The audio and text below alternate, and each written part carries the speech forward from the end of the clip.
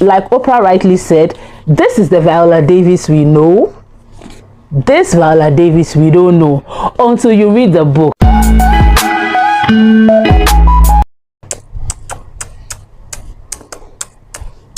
As you can see from my smile, I am so happy. Hey, I don't think anything can beat this happiness this week, except of course is money or some good news I've been expecting. I just read the greatest memoir of all time. I don't know if I'm saying this too early or too soon. Viola Davis, you are a star. Listen, if you've not read this book, you better get in on it, because oh my god, you did that, baby girl, you did that. So guys, welcome back to my channel. If you're new here, please subscribe. My name is Ijoma, IJ, whatever you want to call me is fine by me. Thank you for finding me. Please make sure you hit that subscribe button, like this video, share, leave your comments below, and tell me if I'm exaggerating or not, because I know I'm not exaggerating.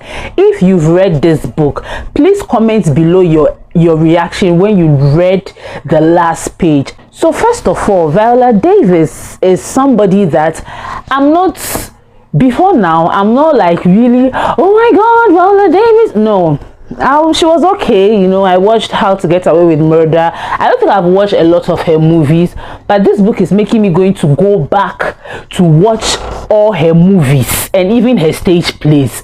That's how convincing she was in this book. She took us through her story from the time she was born, her life. Most autobiographies that I've read, it's normally random stories. Okay, so like this happened in this part of my life, this happened here, this happened here. But this book, it was like a movie. She took us from when she was born to her experience when she started schooling, when she was just like 8 or 9 years old. She talked about how she was bullied in school, how she was always called ugly, how she would immediately the last bell in school rang, how she would quickly race out of school because she knows she was going to be bullied and beaten by the white boys in school. They used to call her nigger, and you know, if you're black, that N word is a trigger for you. And they used to call her ugly. So she was living her life believing that she was ugly. And it's not like when she goes home is like a safe haven. Home to her was like another wahala on its own. Her father used to abuse her mother, like beat the mother all the time. They lived in some wretched apartments where they were living in the house with mice, rats. She also told the story of how she remembers how in the night she would hear rats eating the faces of her toys, and she wake up the next morning, the faces of the toys are gone, and you can't even wake up. She said she feared going to the kitchen because rats had infested the whole kitchen. She talked about her personal hygiene growing up. Her parents, unfortunately too, were just focused on getting them a livelihood, you know, hand to mouth. So she was not really taught a lot of things. She had, I think, 4 other sisters and a brother. She was the last born up until her mom got pregnant with their last born, Danielle. So she didn't know a lot of things. She would always be pissing herself on the bed. She was a bed wetter, and she would go to school smelling of piss, and nobody told her. She realized that even her own teacher could not get close to her because she smelled of piss. That's how terrible her childhood was, man. I thought I didn't have anything when I was growing up, but man, after reading this woman's story, I'm like, God, thank you. She said she lived in Rhode Island, and anytime it's cold, it's winter, the cold would actually block the pipes from running. The whole thing will become ice block, so they don't even have water to take their bath. She would have to go to school like that. Sometimes they don't even have to go to school because there is no water to wash up, there's no water to take the bath, nothing. It was terrible. And then from there, she took us to how she started, like she got into college, she met new friends, she started acting, Yo, if there's one thing I learned from Viola Davis, if I didn't learn anything at all, the one thing I learned from this book is the power of manifestation. Because she said growing up, she always envisioned herself to be rich and famous. She used to say that, okay, I know we are living a bad life now, but when I grow up, when I become rich, not if I become rich, if she said when I become rich and famous, she always used to, you know, precede her sentences with when I become rich and famous, when I become rich and famous, when I become rich and famous. And today she's rich and famous. Everybody, even if you don't watch her movies, at least you've come across Viola Davis somewhere. You know Viola Davis. Viola Davis is one of the most famous actresses in the world. She's won an Oscar. She's been nominated for so many other awards. I mean, this woman is just everything. And the one story that got to me was when she actually manifested her husband. So she said there was one time somebody asked her if she has ever thought of being with somebody. Now this is Viola getting out of a 7-year relationship where she was hurt. This man she was dating, he's called David or whatever, this man she was dating broke her heart. So after that, first and foremost, she didn't even see herself as the beauty, like she didn't think she met the standards of beauty.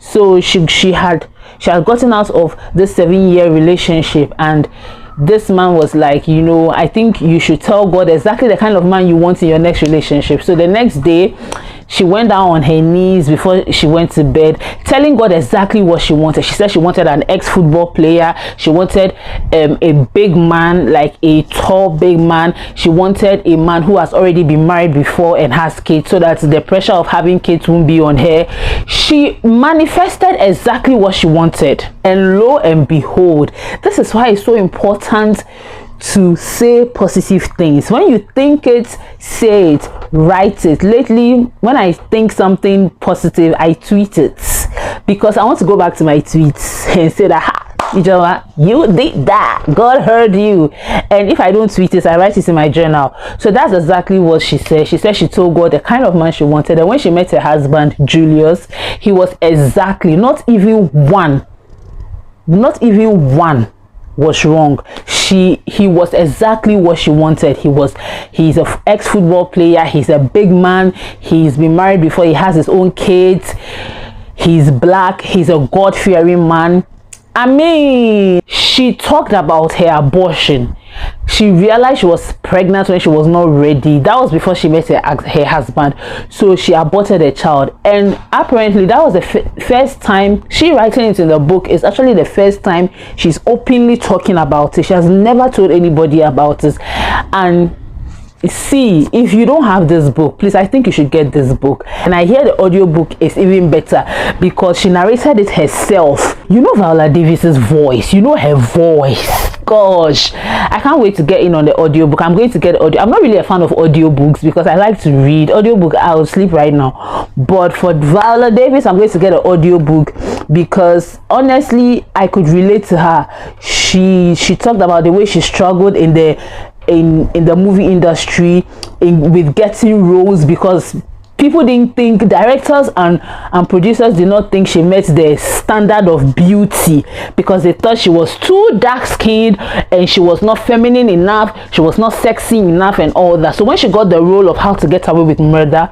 it was something she was struggling with. Before she acted it, she used to think about how she was going to tell her truth, like make it her own, because a lot of people in the industry had a problem with her having that role, because they thought she did not deserve to be in that role, not because she was not good, but she did not fit the features of a black lead. First of all, if you're going to be a lead, you have to be white. But if you're not going to be white and you are black, you have to be at least interchangeable with a white person. You shouldn't be too dark. And here's Viola Davis, who is not what is being described as a standard of beauty. She's really dark skinned. Why do I keep saying was? She's really dark skinned. She has a very deep voice, and people had a problem with it. But guess what?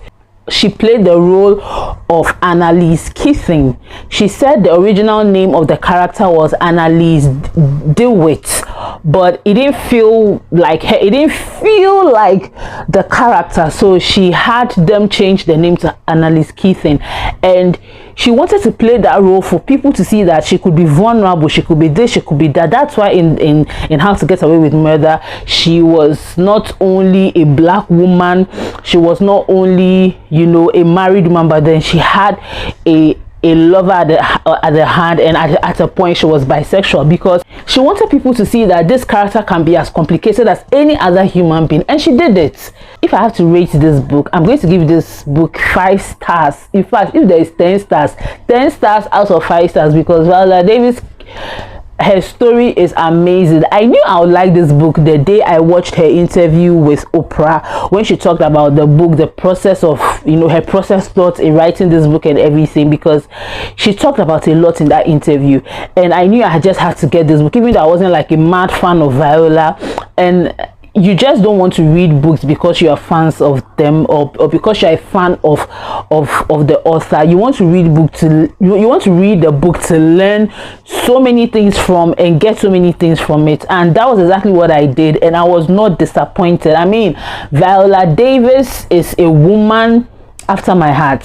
Now I stand her. Now I want to go and get all the movies I've not watched. If there's a way I can download all the Broadway she did years ago, I would go and watch it, because man, this woman is strong. She didn't have to be so vulnerable like that, but she was vulnerable. She took us through her life story from when she was a young girl, 8 years old, in Rhode Island, Central Falls, to when she moved to New York to become a student in, you know, in theater, to when she met her husband, to when she became an Oscar nominated actor, to when she won, to when she became this, to when she became an, oh my goodness. Listen, if you don't have this book, even if you are not a reader, I'm going to urge you to get this book, because this book did it. You are going to read this book and you're going to feel empowered, you are going to feel liberated as a young black woman or a man or whoever you are. You are going to feel like you're not alone in this world. You're going to feel like God sees you.